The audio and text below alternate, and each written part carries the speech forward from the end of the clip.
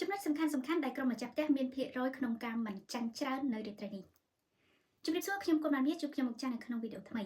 ជើងទី1វគ្គ8ក្រុម Champions League នឹងមានការប្រកួត2គូជាបន្តទៀតនាវេលាម៉ោង2រំលងអាធ្រាត្រនេះចាស់2គូប្រកួតនៅជុំនេះខ្ញុំសូមជឿជាក់លើម្ចាស់ផ្ទះទាំងពីរតែម្ដង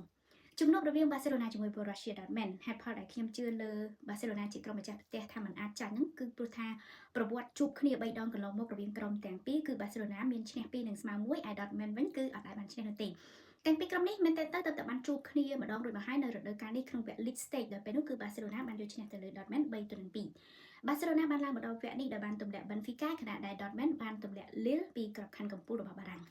បើគិតពីរឿងទម្រង់លេងចុងក្រោយគឺថាបាសេឡូណាមានភាពរឹងមាំជាងដោយសារតែ5ប្រកួតចុងក្រោយនោះគឺអត់មានចាញ់នោះទេមានតែស្មើមួយប្រកួតកាលពីចុងសប្តាហ៍កន្លងទៅសម្រាប់ Dortmund 5ប្រកួតចុងក្រោយមានចាញ់ដល់ទៅ2ឈ្នះបាន3បើចំពោះរឿងកីឡាកររបួសនៃក្រុមទាំងពីរវិញឃើញថាដូចជាមិនមានជាបញ្ហាអ្វីធំដុំកំភួននោះទេព្រោះថាកីឡាករនៅលំដាប់ Grade A ជាច្រើនគឺអាចចូលលេងបានធម្មតា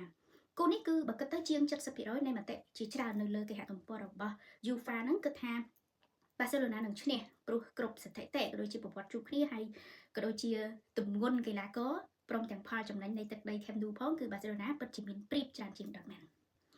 យើងងាកមកចាប់អារម្មណ៍ពីគូ PSG ជាមួយនឹង Aston Villa វិញចា PSG ទៅតែខ្លាចជាជើងឯក League 1ថ្មីក្តៅនេះដូច្នេះពេលដែលបើកទ្វារកីឡាដ្ឋាន Parc des Princes ស្វាគមន៍ Aston Villa គឺមានការជឿជាក់ថា PSG នឹងមិនលក់មុខនោះទេ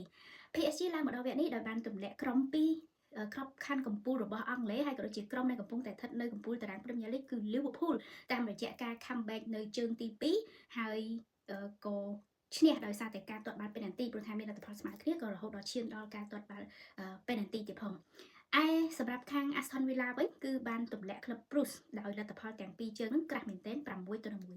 ក្រុមទាំងពីរនេះអត់មានប្រវត្តិជួបគ្នាសោះតែម្ដងដែលនេះគឺជាលើកទី1ក៏ប៉ុន្តែបើនិយាយពីជំនួបរវាងគ្រូបង្វឹកទាំងពីរវិញគឺថាជួបគ្នាឡើងខ្ជិលរាប់តែម្ដងដោយសារតែពួកគាត់មានសញ្ជាតិអេស្ប៉ាញដូចគ្នាហើយពួកគាត់ក៏ធ្លាប់ដឹកនាំក្រុមនៅ La Liga ដូចគ្នាផងដែរអញ្ចឹងបច្ចេកទេសគ្រូបង្វឹកទាំងពីរអាចនិយាយបានថាសុទ្ធតែមិនធម្មតាដោយលោកគ្រូខាង Aston Villa លោក Unai Emery ហ្នឹង